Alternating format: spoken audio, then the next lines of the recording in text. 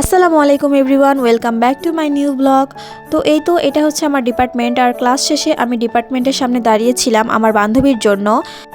আর এই যে এটা হচ্ছে আমার ক্লাস। তো প্রায় 1 মাস পর আমার বান্ধবীর সাথে আমার দেখা হয়। তো দুজনে অনেক গল্প করছিলাম এই 1 মাস আমরা কি করলাম না করলাম। তারপরে এই যে আমরা হেঁটে হেঁটে যাচ্ছিলাম, তারপরে এখানকার মূল ভবনের কিছু ক্লিপ নেই। এরপর আমরা চলে আসি লাইব্রেরিতে। যদিও লাইব্রেরিতে কোনো কাজ ছিল না, এমনি ওখানে দেখলাম ফুল বাগানে সবাই ঢুকছিল, ফুল দেখছিল, তাই ভাবলাম আমরাও একটু দেখে আসি। তো এই যে সেই ফুল বাগান, এখানে সামনাসামনি কিন্তু দেখতে অনেক সুন্দর, যদিও ক্যামেরাতে কিছু বোঝা যাচ্ছিল না। আর এই ফুলটার নাম আমি জানি না, কিন্তু ফুলটা অনেক সুন্দর। এখানে বিভিন্ন ধরনের ফুল ছিল, গোলাপ, গাঁদা, জিনিয়া, আরও কী কী যেন ফুল ছিল, আমি সঠিক নাম বলতে পারি না। তো এখানে দাঁড়িয়ে আমি কিছু ভিডিও ক্লিপ নেই, খুবই সুন্দর লাগছিল এই রাস্তাটা।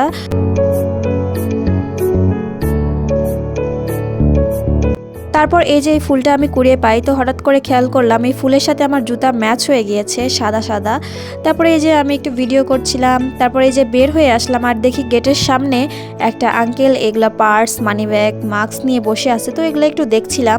বগুড়ায় প্রায় 3-4 দিন ধরে এত পরিমাণে শীত পড়েছে, খুবই ঠান্ডা আর প্রচুর বাতাস। তো আমরা ভাবলাম আমরা একটু চা খেয়ে আসি। তারপর রাস্তা পার হয়ে এই স্টলটাতে আসলাম এবং এখান থেকে আমরা 2টা পুরি এবং 2টা চা নিয়ে নেই, দুধ চা। আমি সবসময় শুনেছি এখানকার চা নাকি খুবই মজা, কিন্তু কোনোদিনও ট্রাই করা হয়নি। তো আজকে ট্রাই করলাম, আসলেই খুবই মজা। 20 টাকা করেছিল আর পুরি ছিল 5 টাকা করে মাত্র। তারপর খাওয়া শেষে আমি এখানেই বসে থাকি, যেহেতু আমার বাস এখানেই আসবে এবং আমি বাসে করে বাসায় যাব।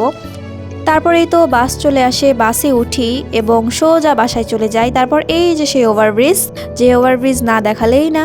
যাই হোক, আজকের মতো এতটুকুই। আল্লাহ হাফেজ।